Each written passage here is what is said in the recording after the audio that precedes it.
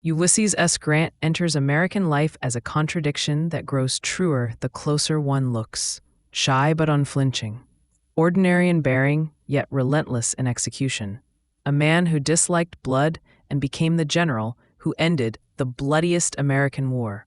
A president whose name is still dragged through the mud of scandals and still stands under the clean architecture of civil rights written into law and enforced by federal will.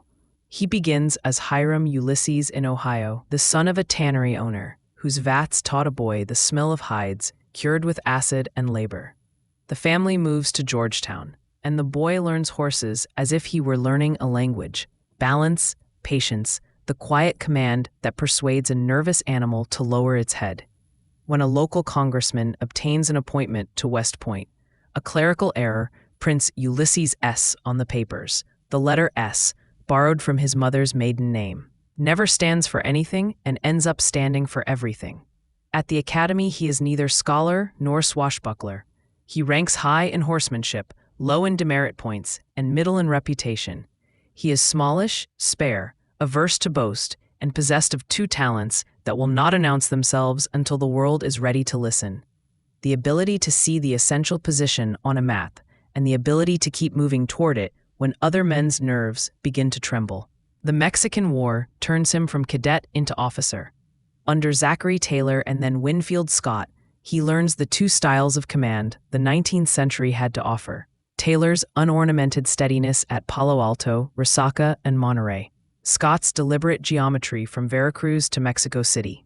Grant serves as quartermaster, learning that beans and bullets are cousins, and as combat officer when the line needs another man who will ride into a street where the air is busy with lead. He watches volunteer bravado and regular discipline collide, watches the arithmetic of casualties, watches how boldness that seems reckless at a distance can be prudence when timed against an enemy's reload. He also learns, to his later cost, that officers drink to turn unknown cities into familiar rooms. When the occupation ends, he returns to a peacetime army that pays in ennui and moves him to lonely posts where the command consists of paperwork, drills, and the invention of ways to fill an evening. In 1854, stationed on the West Coast, far from Julia, his wife, the anchor with bright, candid eyes, he resigns under a cloud of accusations about drink, a cloud that will follow him like bad weather and never quite empty itself of rain. He becomes, for a time, the American story no one writes songs about: a man in civilian clothes, failing at ordinary business. He farms and fails, sells firewood, tries real estate, clerks in his father's leather goods store in Galena, Illinois, and signs receipts with a neat hand that cannot invent a customer. Then comes 1861, the rails crowded with regiments, flags appearing on courthouse greens like new species. Grant, 39 and not famous, drills a company of volunteers and discovers that modesty and competence can travel well together through chaos. He is given colonelcy of the 21st Illinois. He tidies it into an army that smells less like camp rumor and more like purpose. Brigadier follows, then command on the Mississippi's west bank, then the experiments in boldness that will teach the country his temperament. At Belmont, he strikes a Confederate camp and is almost trapped between river and enemy, cuts his way out, and writes the first true sentence of his war: when in doubt, attack the part that can hurt you most if left unmolested. He identifies Forts Henry and Donelson as the locks on the Tennessee and Cumberland, pries Henry with ironclads and rising water, then turns at Donelson to fight men rather than geography. When the Confederate commanders ask terms, he replies with the words that will become both nickname and doctrine: unconditional surrender, and sends ripples through a polity that had been used to ceremonious exchanges and polite delays. Surrender, to him, is not humiliation, it is economy, a way to end the killing sooner by refusing theatrics. Shiloh tests his nerve in a more brutal register.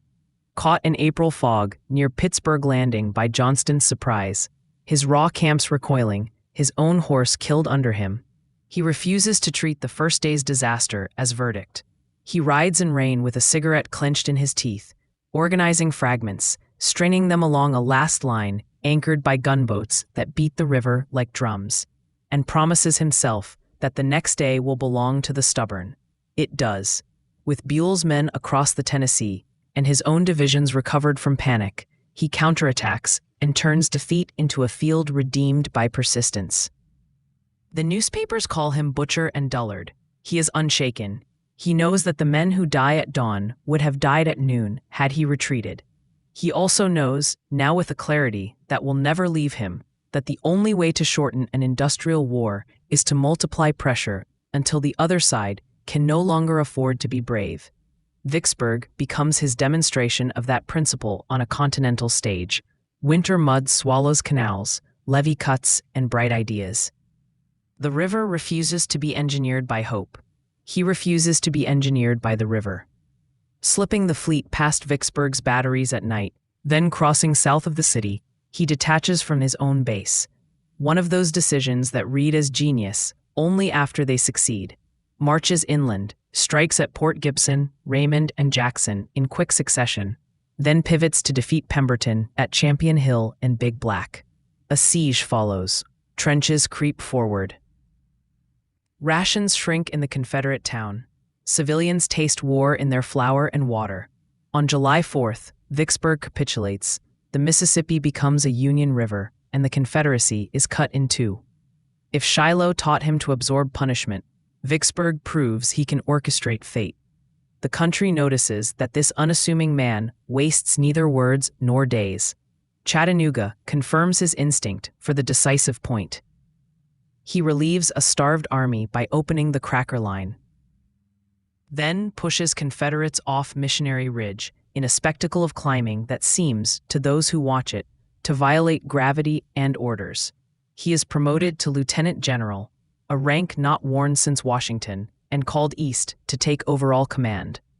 He chooses to stay with the Army of the Potomac while leaving the Western hammer in William Tecumseh Sherman's hand. The plan is one sentence long. Press everywhere. In Virginia, that sentence means pain. The Overland Campaign is not a march to glory, but a march through hell with maps. The wilderness burns as men fight among scrub and smoke. Spotsylvania becomes a hinge of mud and slaughter, where a salient nicknamed the Muleshoe chews a generation.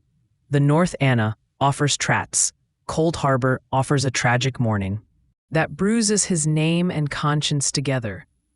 He keeps moving left, like water searching for the low place, until he reaches the high ground south of the James and invests Petersburg, knowing that railroads will prove less stoic than soldiers. The siege looks static only to those who do not count trains. It is a slow strangulation.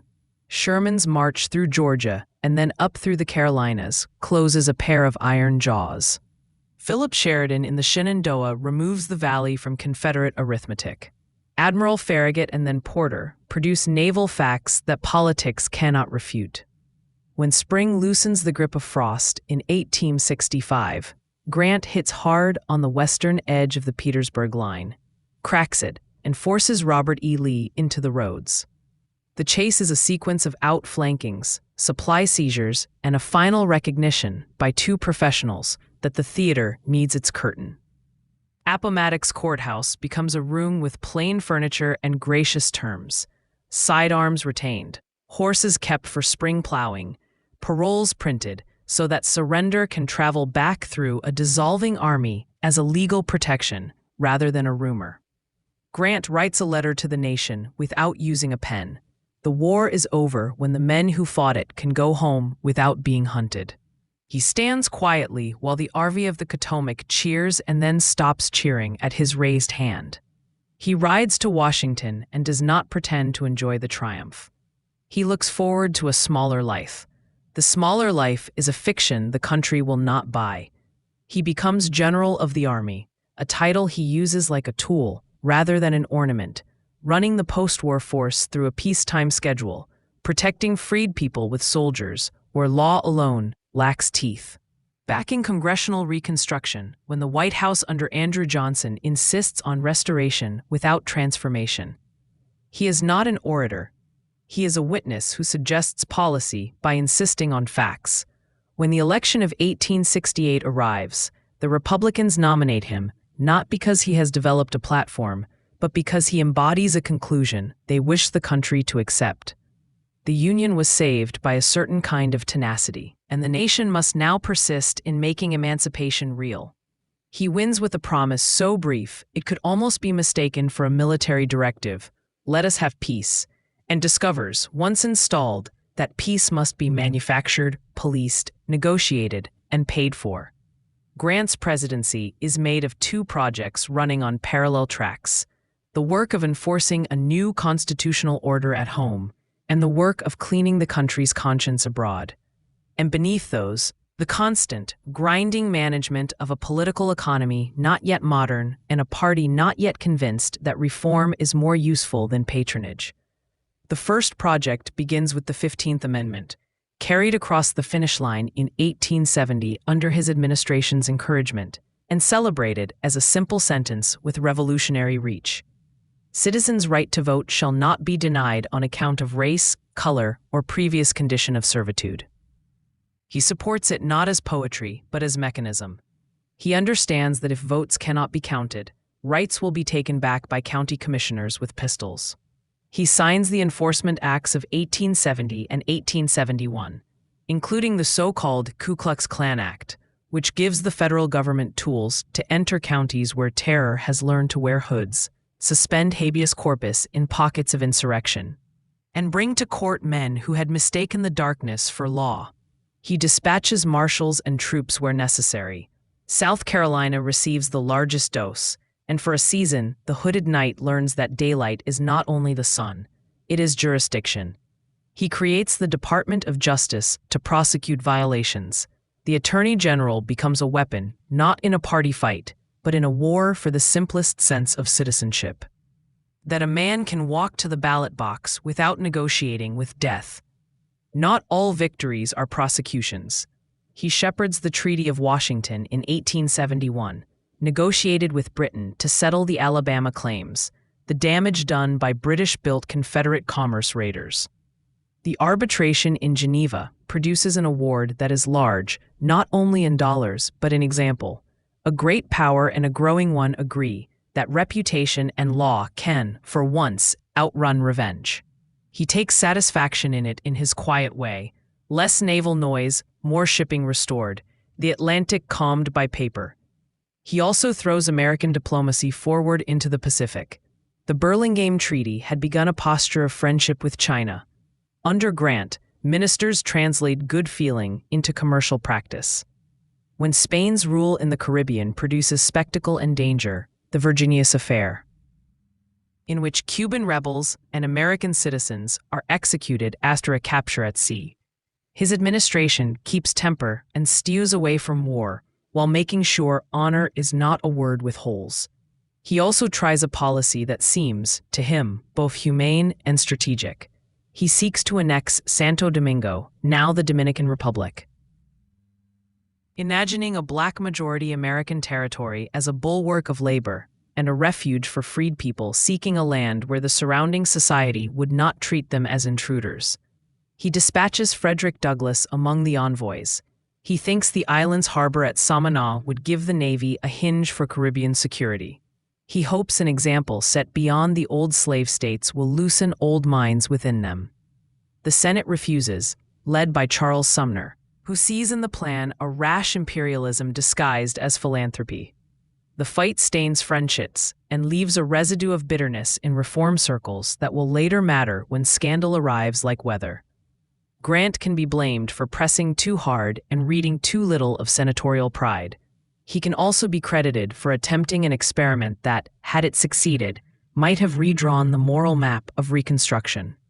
His peace policy toward Native nations tries to replace the patronage machine and the Army's reflex with Quaker administrators and civilian oversight. He creates a board of Indian commissioners filled with men who believe treaties should be kept and corruption banished from agencies. He appoints Ely Parker, a Seneca engineer and former staff officer who drafted the terms at Appomattox, as Commissioner of Indian Affairs, the first Native American to hold the post. For a moment, the policy reduces theft and delays war. But the deeper forces, Railroad surveys, gold in the Black Hills, settlers walking west on the faith that a line on a map cannot keep them. Push against every moral intention. The Modoc War in the lava beds of Northern California. The Red River War on the Southern Plains, and then the Great Sioux Conflict, culminating in 1876 at the Little Bighorn, all erupt within his span. He insists that violations of treaty by citizens be punished. He fails to prevent the pressures that make the violations continuous. Discovers what every president on that frontier discovered, that it is easier to speak of peace than to write it into the appetites of a nation reaching for land.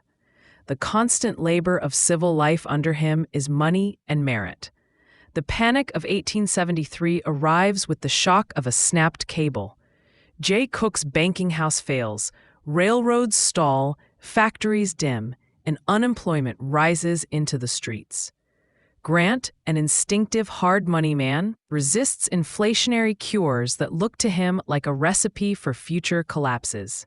He vetoes the Inflation Bill of 1874 and supports the Resumption Act of 1875, which sets a date for redeeming greenbacks in gold, and thereby promises that paper will live under a discipline at least as severe as suffering. The choices are not popular in all quarters. They reassure foreign creditors and stabilize the national credit. They force a population still learning industrial time to live through years when cash is cautious and patience scarce.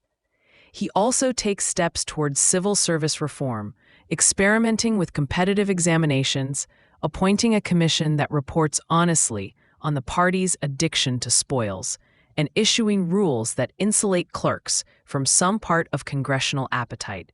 The reform is partial, repeatedly suspended under appropriations duress, and inadequate to the task. It is nevertheless the beginning of a tradition that later presidents will enlarge when the memory of patronage's extremes has become unbearable. The scandals that attach to his name arrive from the parts of government and economy he did not invent, did not profit from, and did not punish rapidly enough.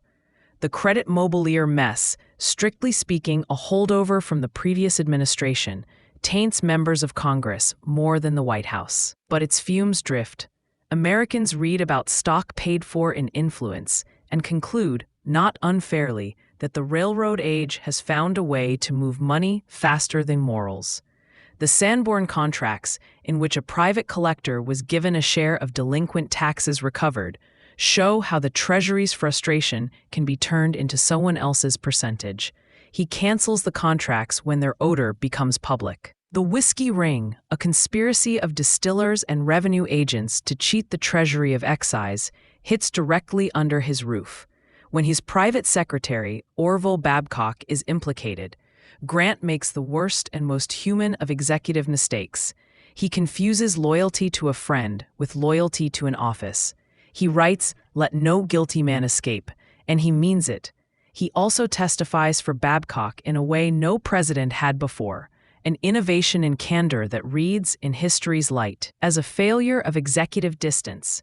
William Belknap, Secretary of War, is impeached by the House for taking bribes in a trading post scheme on the frontier. He resigns 12 minutes before the House vote, and the Senate trial ends without conviction on the question of jurisdiction. Grant did not enroll in these schemes. He did not profit. He did, again and again, trust men whose charm and fluency he mistook for honesty. It cost his reputation dearly among reformers and taught a nation already inclined to be cynical that victory on the battlefield does not necessarily furnish the instincts required to manage a capital where kind eyes can hide bad books. Set beside the scandals, however, are actions whose consequences are not stained by anyone's ledger. He signs the Civil Rights Act of 1875, a law that declares equal access to inns, theaters, public conveyances, and juries, a promise the Supreme Court will later gut, but one whose presence in statute tallies the moral balance of his years. He uses federal force to supervise elections in states where intimidation has become a municipal service. He confronts the White League in Louisiana and the Red Shirts in the Carolinas, with a message that the war did not end in order to permit private armies to run counties. He understands what Reconstruction needs: time, protection, and precedent. He cannot provide all three at scale indefinitely. He provides more than any other president could have or did. By 1876, the Republic is tired of the taste of iron. Northern taxpayers are weary of stationing troops to make school teachers safe. Southern whites have rebuilt organizations capable of making the night persuasive. Black communities, brave and insistent, have been asked to carry a revolution without enough federal breath left to lengthen its stride. The disputed election that year, Rutherford B. Hayes against Samuel J. Tilden, falls into Grant's lap as a constitutional problem shaped like a knife. He refuses to be partisan in the counting. He also refuses to let an atmosphere of riots dictate the outcome. He warns governors and orders troops pre-positioned where necessary to deter theater. The compromise that delivers Hayes the presidency in exchange for the end of remaining military occupation is not written by him. It is made possible by the exhaustion of the country he has led. It reads like a coda to his Reconstruction. The law has taught a generation how to translate principle into paper. The paper has not secured the habits. The troops leave. The story of rights will move into courtrooms and out of town squares for a season, at a cost measured in lives. He departs office with no fortune, no private railroad shares, no house of marble, only a soldier's reflex to keep moving. Then he does a very un-American thing for a former president. He leaves. The world tour from 1877 to 1879 is not a triumphal procession, so much as a sustained lesson in diplomacy conducted through dinners and train windows. He meets emperors and students, walks in cities whose history dwarfs his own country's, studies armies because he cannot help it, and allows Julia to collect receptions the way a botanist might collect flowers. In Britain, he discusses Irish grievances without condescension. In France, he is treated as a Republican specimen. In Egypt, he admires antiquity and sees the modern politics of canal and ledger. In India, he reads geography in smells and rail tickets. In China and Japan, he participates in a choreography of courtesy that both cultures understand better than his own. He acquires, without pretending to, an elder's perspective. Nations are adolescents for a very long time. When he returns, there is talk of a third term. He is not a plotter. He allows supporters to plot. The convention of 1880 stalls and then breaks for James A. Garfield. Grant shrugs the way a man shrugs when a door that did not need opening closes. He invests money with a young partner who seems to make profit without effort, a familiar American mistake, and places his own reputation as collateral. The partner, Ferdinand Ward, is a fraud. The firm collapses. Grant finds himself not merely embarrassed, but destitute. He is sick now, the throat pain that will become a diagnosis of cancer, making every swallow a reminder that the body keeps accounts we cannot audit. He begins, under the prodding and protection of Mark Twain, to write his memoirs, and in the writing he does what he has always done. He refuses to preen, refuses to settle grudges, refuses to pretend that his war required anything but courage and calculation in equal measure. The personal memoirs of U.S. Grant become an instant American classic, not because they are purple or self-justifying, but because they read like a mind that trusts the reader to understand that telling the story without adjectives is the greatest compliment a narrator can pay to truth. He writes to save his family from poverty. He finishes days before he dies, sitting in a cottage on Mount McGregor with blankets on his knees, his voice reduced, but his sentences still marching. He is buried in New York. The city that had once seemed to him a hive of merchants gives him a tomb like an argument. The memorial is both out of fashion and precisely right, the kind of monumental certainty that suggests a country wants to believe the war it fought has a conclusion that can be carved. His reputation travels a long road after his coffin. For decades, he is remembered as the soldier who won by spending men, the president who spent trust on rascals, the figure who presided over a carnival of graft while Reconstruction's hopes drained away. Then history, sobered by new scholarship and by the starker knowledge of what came after the federal troops left, returns to his record with a less anxious eye. It discovers where caricature had been comfortable, the fact that he enforced the law against masked terrorists when no one else had the nerve. That he set precedents for federal protection of the ballot, precedents later courts would cite when the 20th century remembered how to read the 15th Amendment. That he pursued arbitration abroad not because he was weak, but because he was strong. That he tried, earnestly if imperfectly, to invent a humane policy for a country trampling native nations. That he steadied the currency when panics would have tempted a demagogue to print soothing paper. That he made civil service reform a matter for signatures rather than essays. That the scandals were real but not proof that his heart was crooked, only that his eyes were too kind. The odd truth is that Grant's greatest power was the absence of the need to dazzle. He never confused show with strength. On campaign, he did not write orders for the newspapers. He wrote them for roads. In office, he did not craft phrases for marble. He signed laws for marshals. When friends failed him, he forgave more than was wise. When enemies defied the Constitution, he suffered fools not at all. He accepted, perhaps out of shyness, the company of men who could talk themselves into his trust and then talk themselves out of decency. He did not explain himself well in public. He explained himself forever in the memoirs, where he wrote about the men he had led with a respect that makes even the dead stand straighter on the page. He left the country, he served with tools it could use and habits it could outgrow. He left a trail of institutions that would prove later to be scaffolding for justice, even where immediate justice failed. To see him whole, you must hold two pictures that do not cancel one another. In the first, he is mud-spattered at dawn, taking coffee for painkiller, watching a line bend and then stop bending because a rider has carried a sentence from him to a brigade. Hold here, push there, trust that the man to your left is seeing what you cannot see. In the second, he is at a desk with a stack of warrants and a schedule of circuit courts, deciding how many deputy marshals and soldiers to send into a parish where a black teacher was beaten yesterday and where a polling place will open at noon tomorrow. Both scenes are the same job. Find the place where resolve must be applied and apply it without drama. He did not glory in death. He did the arithmetic that would reduce death's future. He did not ask to be loved. He asked that the law, once written, be allowed to do the work for which it was written. In a century addicted to speech, he used silence as a proof of seriousness.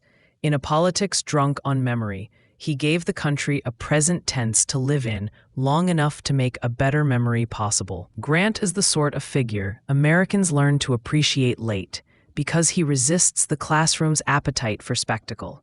He is, after the first glance, a study in the virtues a republic claims to value: modesty, steadiness, a preference for practice over posture, and in the vices it forgives when attached to charm, but condemns when attached to quiet men. He was not a saint. He was occasionally a fool. He was not pious. He was capable of mercy that looked like indifference to the righteous, and indifference that looked like mercy to the corrupt. He was a soldier who hated war, and therefore prosecuted it with the invention of a man determined to end it. A president who hated riots, and therefore treated the ballot as property to be guarded by force if necessary. A writer who hated pretense, and therefore became, in the end, most reliable narrator of a conflict that had created too many unreliable narrators. He had a wife who steadied him, children whose futures he wrote in royalties instead of proclamations, and a life that from tannery to tomb proved the unshowy proposition that competence is its own kind of courage. If you need one more scene to keep him, let it be from the last pages of his life. He is on the porch at Mount McGregor, the summer air thin among the pines, the pain managed by ice chips and determination. He wears a scarf around his neck and a coat even in heat. He holds a pencil that Twain's contracts have turned into an inheritance. He writes the sentence about Shiloh that explains why he did not retreat. He writes the sentence about Appomattox that explains why he did not humiliate. He writes the sentence about Lincoln that explains why he did not mourn in noise. He writes the sentence about his enemies that explains why he did not hate them in public. He writes until the sentences run out and then dies within the circle of a family he has saved from poverty with words. Outside, a nation argues about currency, about labor, about immigration, about the next railroad, about the last war. And in that argument is preserved something he held apart from slogans, the simple, practical faith that law, enforced, can outlast the loudest season of bad men.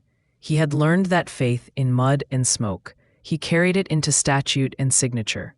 He left it in a book anyone can read. In the end, Grant's life is a map with two arrows pointing toward the same verb, move. When indecision becomes a posture, he moves. When terror becomes a habit, he moves. When law becomes a letter without breath, he moves the executive pen to make oxygen. If the country has ever needed a reminder that modesty and resolve can be kin, it can find it in him. If it has ever needed an argument that quiet men can do loud things without making noise, it can read him. If it has ever needed to understand that scandals are not the whole story of any administration, it can weigh his failures against the hard arithmetic of the things that survive. The amendments that enfranchise, the precedents that restrain, the foreign agreements that civilize pride, the currency that pretends to honesty, the habit of asking generals to finish wars and presidents to finish sentences. Ulysses S. Grant, unconcerned with statues, gave his country structures. They are still standing.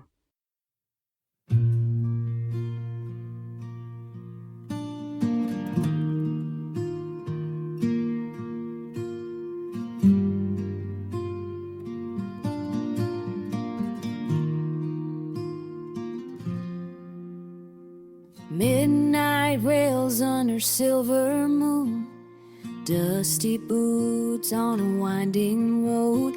A shadow's the only friend I've known since she packed up and let me go.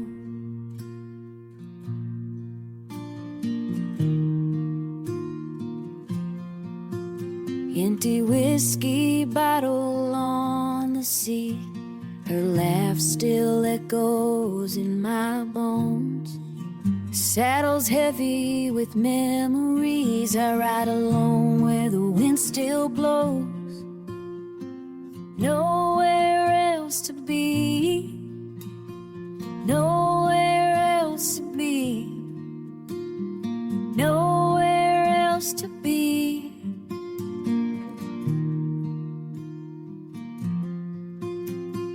Nowhere else to be, nowhere else to be, nowhere else to be.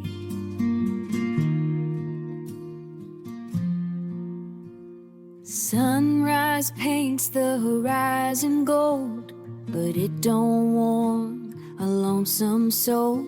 Every town I pass feels half her size. Every trail's haunted by goodbye. I whisper prayers to open skies, hoping someday my heart'll find a brand new path beyond the pain, where broken hearts can heal in time. Nowhere else to be, nowhere else to be, nowhere else to be.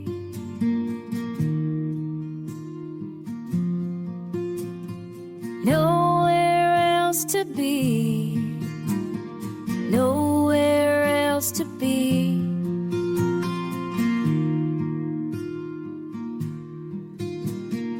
Nowhere else to be.